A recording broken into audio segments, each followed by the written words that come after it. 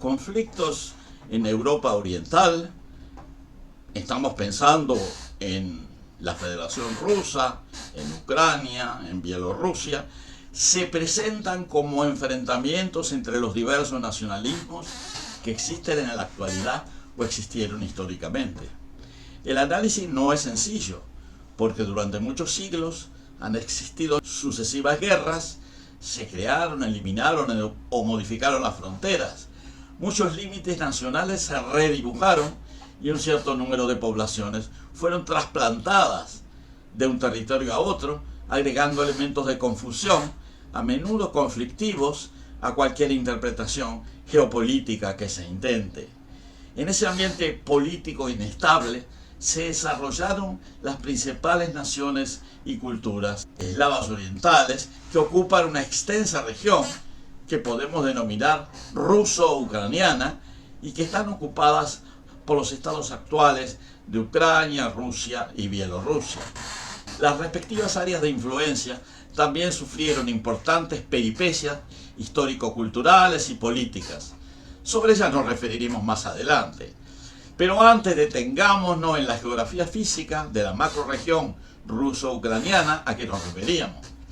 Como sucede en otras regiones del mundo, la geografía siempre introduce complejidades a los análisis e interpretaciones. En resumen, este territorio europeo oriental a que nos referimos, geomorfológicamente, es un relieve suavemente ondulado o llano que desciende de mesetas de baja altura, tal como las colinas llamadas de Valdai. Allí nacen los dos grandes ríos de esa región, el río Dnieper y el río Volga, cuyos valles tienden a dirigirse hacia el sur para desembocar en los dos grandes mares meridionales, el Mar Negro, con una salida muy angosta en el estrecho de Bósforo al mar Mediterráneo, y el Mar Caspio, que es un mar cerrado, o sea, endorreico, sin ninguna salida natural a los grandes océanos. A estas dos grandes cuencas se agrega el sistema del río Don, que también fluye de norte a sur para desembocar en el mar de Azov, que a su vez es una especie de bahía del propio Mar Negro. Vale la pena agregar que estos tres ríos han sido artificialmente conectados entre sí con canales desde tiempos muy antiguos y que a su vez las cuencas fluviales septentrionales contiguas al mar Báltico, caso de el río Neva, que fluye hacia el Golfo de Finlandia y al mar Báltico, a orilla del cual está la ciudad de San Petersburgo, y el río Vik,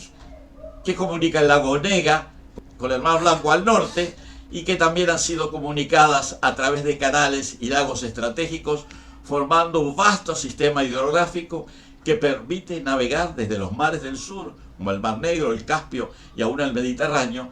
hasta el mar Báltico y el mar Blanco, que forma parte del océano Ártico. Estas conexiones hidrográficas se desarrollaron muy tempranamente, hace varios siglos, e influyeron fuertemente en el desarrollo geopolítico y cultura de la región ruso-ucraniana, incluyendo sus vinculaciones con las sociedades vikingas de Escandinavia. Por lo anterior, resulta difícil definir, desde el punto de vista de la geografía humana y la historia, cuáles han sido y son los límites reales entre la sociedad ucraniana y la sociedad rusa, y también las fronteras efectivas entre los estados constitutivos en esa región, en particular el estado ucraniano actual y la Federación Rusa. Por ejemplo, en lo que se denomina Ucrania antes de la guerra, el porcentaje de personas que hablaban ruso como primera lengua era más del 30%, y en algunas provincias de Ucrania, como en el Donbass, el ruso era y aún es el idioma predominante. El primer reino ruso se formó en el año 882 a orillas del río Dnieper en la ciudad de Kiev, que desde el año 1918 y luego confirmado en 1933 pasó a ser la capital de Ucrania, cuando Ucrania era parte de la Unión Soviética. La Rus de Kiev, el imperio o reino de Kiev, se convirtió en el reino más grande y poderoso de Europa en los siglos X y XI, pero gradualmente se desintegró en potencias regionales rivales antes de ser destruido por los mongoles en el siglo XIII. Luego la zona fue disputada, dividida y gobernada por una variedad de potencias externas durante los siguientes 600 años. incluido el Gran Ducado de Lituania, el Reino de Polonia, la Mancomunidad de Polonia-Lituania, el Imperio Austríaco, el Imperio Otomano y el Zarato de Rusia. Otro elemento histórico que complejiza la situación es que varias ciudades importantes del área cultural ruso-ucraniana, incluyendo la propia ciudad de Kiev, así como la ciudad de Novgorod, y una importante ciudad que se encuentra a unos 180 kilómetros al sur de San Petersburgo, fueron fundadas por los vikingos. Esto nos trae a consideración el papel de los escandinavos, particularmente los vikingos, conocidos en Europa del Este como varegos, tuvieron en el desarrollo cultural y político de los estados eslavos orientales, como Rusia, Ucrania y Bielorrusia. Este rol fue fundamental en la fundación y desarrollo de las primeras ciudades y dinastías rusas, así como en la consolidación de rutas comerciales que conectaron el mar Báltico con el mar Caspio. A continuación se explica su influencia en la fundación de ciudades como Kiev, Moscú y la propia San Petersburgo, así como su impacto en el comercio fluvial y el legado étnico y cultural en el pueblo ruso. Los vikingos, conocidos como varegos en las crónicas eslavas, comenzaron a explorar y establecerse en las tierras de Europa del Este a partir del siglo VIII. Su presencia fue crucial en la formación de los primeros estados eslavos orientales. Los varegos, liderados por figuras como Oleg de Novgorod, jugaron un papel clave en la formación y consolidación de la ciudad de Kiev, en el desarrollo y fortalecimiento cultural y político de las sociedades eslavas del norte y del centro de la región ruso-ucraniana. Según la crónica de Néstor, un texto medieval ruso, Oleg conquistó Kiev en el año 882 y la convirtió en la capital de la Rus de Kiev, el primer estado eslavo oriental organizado. Los varegos se mezclaron con las élites eslavas locales, dando origen a una dinastía gobernante que perduró siglos. Antes de Kiev, los varegos ya habían establecido una presencia significativa en la ciudad de Novgorod, una ciudad clave en el norte de la Rusia actual. Según la tradición, el líder varego Rurik fue invitado por las tribus eslavas y finesas para gobernar y establecer orden en la región alrededor del año 862. Rurik es considerado el fundador de la dinastía rúrica que gobernó Rusia hasta el siglo XVI. Aunque Moscú no fue fundada directamente por los varegos, su surgimiento como ciudad importante ocurrió bajo la influencia de los estados eslavos orientales que los varegos ayudaron a consolidar. Moscú comenzó como un pequeño asentamiento en el siglo XII y creció en importancia bajo el principado de Vladimir Suzdal, un territorio que formaba parte de la herencia política de la Rus de Kiev. La ciudad de San Petersburgo, importante ciudad en el norte de Rusia, fue fundada mucho más tarde, en 1703 por el zar Pedro el Grande, y no tiene una conexión directa con los vikingos. Sin embargo, su ubicación en el mar Báltico refleja la importancia histórica de esta región como punto de contacto entre Escandinavia y Rusia.